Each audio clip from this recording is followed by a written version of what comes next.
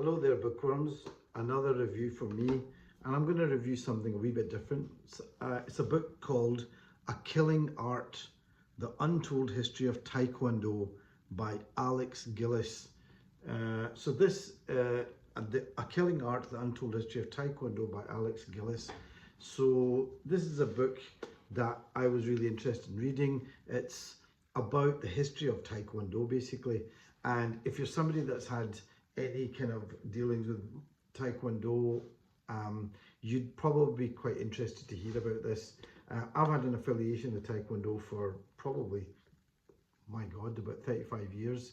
I did it at university. I did a little bit of karate when I was a kid, and I had friends who were all doing Taekwondo, and they said, you got to do this art, and I kind of went along with them, and I've been kind of doing it on and off for a while. Even my kids do it now, and it's just been a real joy to do, because it's, you know, just great for your mind, body, even the spirit.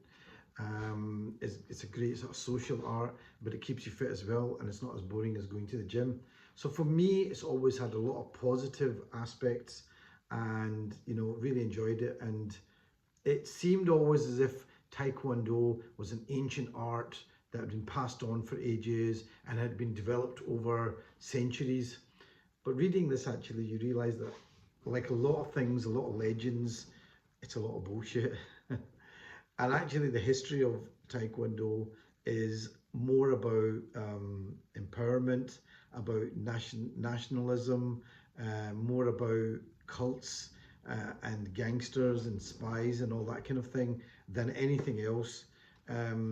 But you know, you can, like I said, you can still take whatever you want out of something and get a lot of benefits, and I have. So really, A Killing Art is about the story of a guy called General Choi Hong Hee, who's literally under 5 foot. He's about 4'9" or something, 4'10". He was a Korean man who once upon a time was going to be sent off to Japan for his education. His mum gave him a lot of money.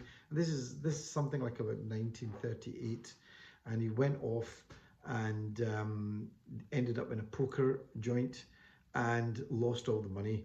And he was so terrified of what was going to happen that he eventually picked up a glass ink pot and threw it at a wrestler who'd actually won most of his money. The wrestler got knocked out. He grabbed the money, got it, and ran off to Japan, but was so scared of what might happen with this wrestler and that he might get picked up, that he decided to learn karate, and a particular type of karate called Shotokan karate. Now, he's supposed to have got to about second dan, General Choi Hong-gi, but there's no evidence that he actually did get a second dan. However, he learnt karate and was quite diligent in it, and came back to Korea, and apparently the wrestler did see him ages later in a forest practicing these moves, but just kind of left it and didn't do anything. General Choi, though, did go into the army. Now, there's a lot of backgrounds to Taekwondo, and a lot of things that you have to understand. The Koreans thought that for a long time that they'd been humiliated by the Japanese, they'd been colonized by them, and they hated the Japanese, basically. But there was a sense of inferiority. That's the sense that you get from the book. So everything they wanted to change, and when eventually Japan left, and after the Second World War, when Korea got its independence, and even though it had been partitioned off into North Korea, which was communist, and South Korea, which is actually being, I would say, being supported by the capitalist United States, but actually it was a bit of a dictatorship as well. And this is what I didn't understand about South Korea. But they needed an art. They wanted to find an art to empower people and give them a sense of pride. And guess what stepped into the mix?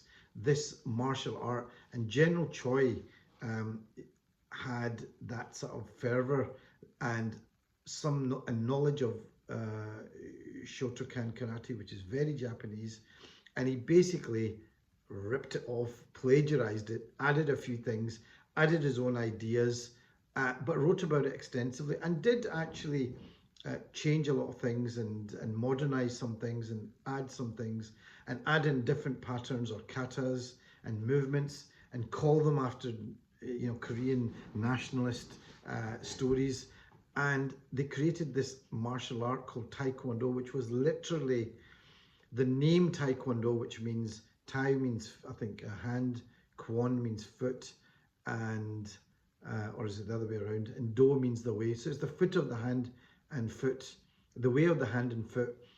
And the name literally was coined in a geisha house in something like 1955, where they were all drinking and everything and cavorting around and having a good time and partying. And the general came up with the name Taekwondo, and it was then presented to the president of South Korea, and the president, it was presented to him as something that was very Korean. And so there used to be an art called Taekyon, which was more of a game, which they played with their feet.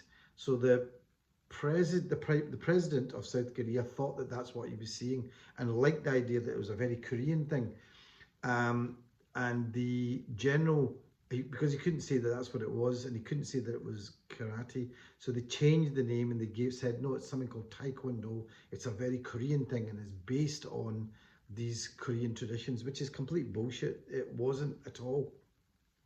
Anyway, he took this on, and under his wing, he developed some of these other masters, and he had people who were gifted at martial arts and who were tough guys. And in the Korean Wars and in Vietnam, they had these people who actually were really tough guys, and basically with their punching and kicking and kind of ruthless attitude, they actually went out and killed people. And they developed, very tough hands. They used techniques where they, strengthened their hands. But all the other stuff, the patterns, the way that the narrative that they had around it was all made up.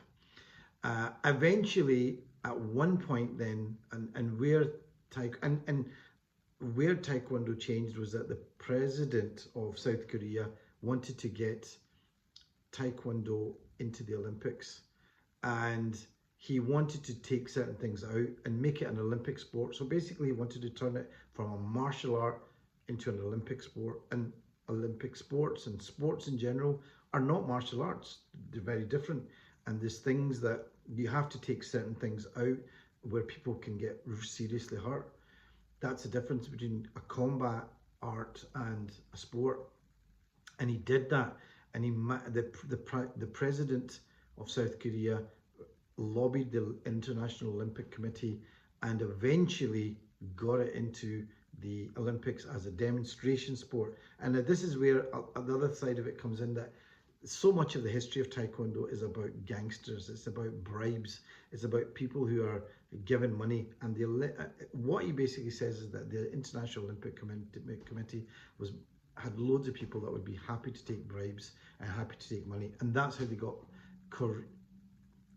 Taekwondo into the Olympics. Now, the General Choi Hong-hee, who had what he thought was a pure form of this martial art, hated the idea. He wanted it to stay as a martial art, and that's when the split happened. So then you had something called the ITF, which is the International Taekwondo Federation, and the WTF, and that was a schism. Now, the thing is that although the ITF was the original Taekwondo, WTF had all the money behind it. It had the money coming in from the idea of it going into the Olympics, and that's what spread throughout the world. And it was promoted by the Americans as well. And so in America, the WTF, or the World Taekwondo Federation, which is the Olympic style, proliferated. The general, though, wasn't going to give up. And so what he did was he went off to North Korea and said to them, look, I've got this art. And they basically courted him, and then they developed Taekwondo as their, or at least his, General Choi's original version, as their sort of national sport. And then it got spread out through all these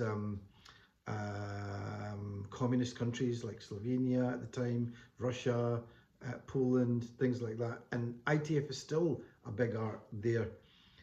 but the general had to then, because a lot of the South Koreans hated the communism of North Korea, the general had to leave. He had to go back over to Canada and basically had to flee South Korea. Now, when a lot of people do martial arts or taekwondo, it's seen as, oh, it's a martial art, it's got very positive values, and they talk about the 5 tenets of taekwondo, you know, perseverance, self-control, indomitable spirit, blah blah blah, you know, and everything, and it's made out to be, oh, it's a very non-violent, but actually when you read the history of the art and how it's developed as an activity, you realize there was a lot of shady deals, there was a lot of gangsters, there's a lot of people vying for power, and it's like a lot of things. When there's committees and things like that, people get on who are not interested in the actual art itself. They just want to get on the committee and have the power. If you go to a local mosque, church, you'll find these committees there who've got nothing to do with spirituality or the religion, really. They're people that just want to be, like have their seat at the table. And it's the same thing with Taekwondo. So although Taekwondo spread to about 180 countries all over the world, unfortunately, it's now proliferated into loads of different groups. So, but it's very interesting that the man himself that started it, General Choi Hong-hee, who is, and is there a picture of him? He's a tiny little guy. That's the guy in the middle.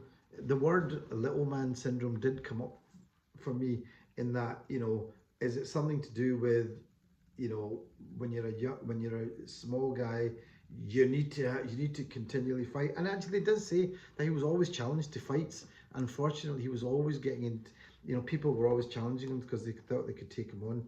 But he's a tough wee bugger. So what this book actually showed me was that, one, South Korea was not the kind of democratic capitalist haven that I thought it was. It was run by a dictator for a long time, until it's kind of given that up. And the president did turn it into Taekwondo into something that was quite universal and international. So I'll read a few bits from and that there were all sorts of gangsters involved in it. There were cults involved. You might have heard of something called the Moonies, which is a kind of strange Christian cult, which talks about Reverend Sun Moon is the coming of Christ and the reincarnation of Christ and all this kind of thing. And apparently the Moonies were used to proliferate Taekwondo as well, which is another thing I didn't know about. So I'm going to read some bits here. So Taekwondo, this is from the chapter, Taekwondo is named in a Korean geisha house. So this is back in 1938, 1955, when the general has come back from Japan and he's turning it into a kind of Korean art. So never one to give up. He began, and there's the other thing, you know, when you find out about the real lives of a lot of these masters, you know, they were messing about. They had they were gamblers. They had all sorts of affairs and things like that. Their own family life was all, you know, done to shot to pot. And the General Choi Hong-hee eventually had cancer. He ended up being buried in North Korea, which is probably in some kind of massive mausoleum there. So in his own way, he did get what he wanted, which is to have this legacy. But anyway, this is a bit in one of the chapters. Taekwondo is named in a Korean geisha house. Never one to give up, he began writing a Taekwondo book, and after Shotokan karate founder Gichin Funakoshi died in 1957, Choi plagiarized many of his ideas and words. Choi felt that he was improving karate.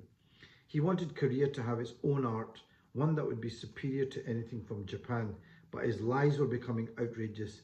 He accused Japan of taking Korea's Taekyon and renaming it karate during Japan's occupation of Korea before the Second World War. Choi loathed the Japanese, whose armies and governments had bullied Koreans. He thought nothing of stealing Funakoshi's elbow, ball of the foot, back of the heel, and sword foot. It was only fair perhaps because Funakoshi had originally borrowed the terms from the Chinese martial arts. So you begin to realize that all of these martial arts borrowed from each other, and they're all plagiarized. Most of them came from China, to be quite honest with you.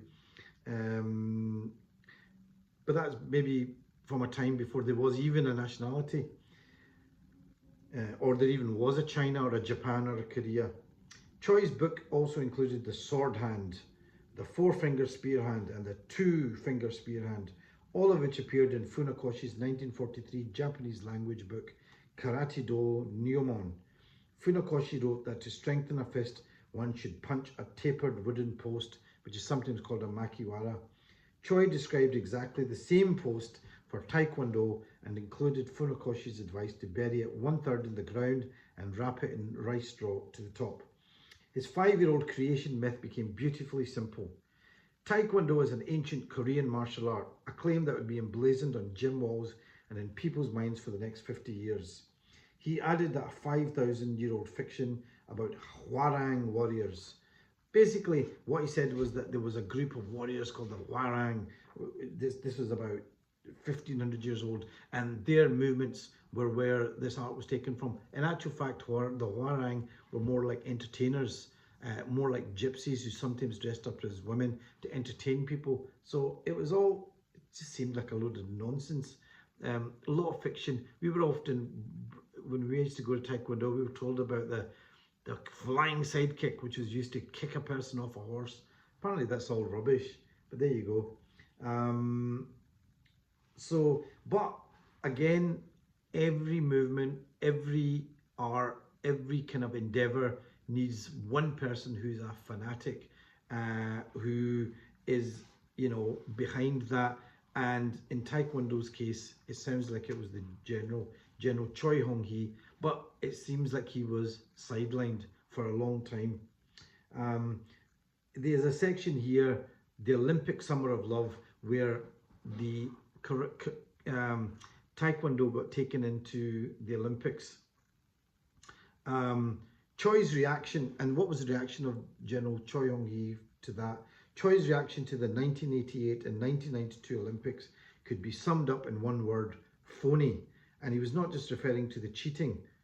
By the way, there was a lot of cheating with the Olympics and the Taekwondo, and you'd find that all the Koreans would win because they would engage in something called branch trimming, where they basically knocked off all the foreign good competitors at the beginning so that the Koreans would have a better chance. So it's all here, things like that happened.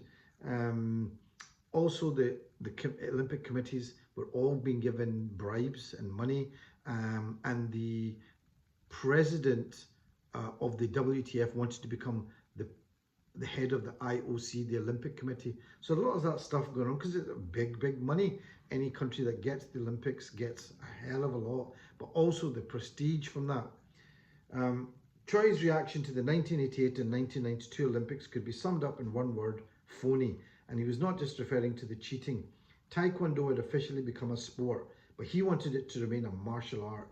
In his view, without punches to the head, jumping kicks, and the hundreds of techniques that distinguished Taekwondo, the Olympic sport was worse than karate. But his view did not matter to the Olympics. Or did not matter to Olympic Taekwondo, which now had tens of millions of practitioners. Choi had fewer than 1 million. Partly because of the turmoil between Choi and Kim and between the two martial arts, the Olympics rejected Taekwondo as a sport for the 1996 Games. Choi took that as a positive sign, but in fact, it is in fact part of the Olympic Games now. So in the end, Kim won out.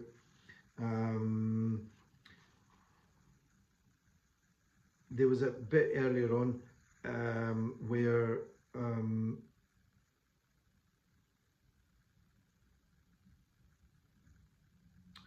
after chaos and order on day one, the world watched 184 men and women from 32 countries compete in Taekwondo for the first time at Seoul's upgraded Changchung Gymnasium. This was one of Kim's proudest achievements. Kim was the president of the WTF. He had defanged a martial art into a sport and was showcasing one of Korea's treasures in spite of the country's violent dictatorship. The sport part had been one of his goals. He took the martial art out of the martial art, toning down the aggression in spite of the gangsters, spies and violence. In Taekwondo's history and the Korean regimes, he had also succeeded in highlighting Korea's newfound power. At the end of the Taekwondo competition, Koreans ranked first with 9 out of 16 gold medals, and South Korea won a total of 33 medals at the Olympics, ranking 5th in the world. A spectacular finish for a small country. So what can I say? I've talked quite a lot because there's a lot in this book, and if you're somebody that follows Taekwondo, you'll probably love this because it really is about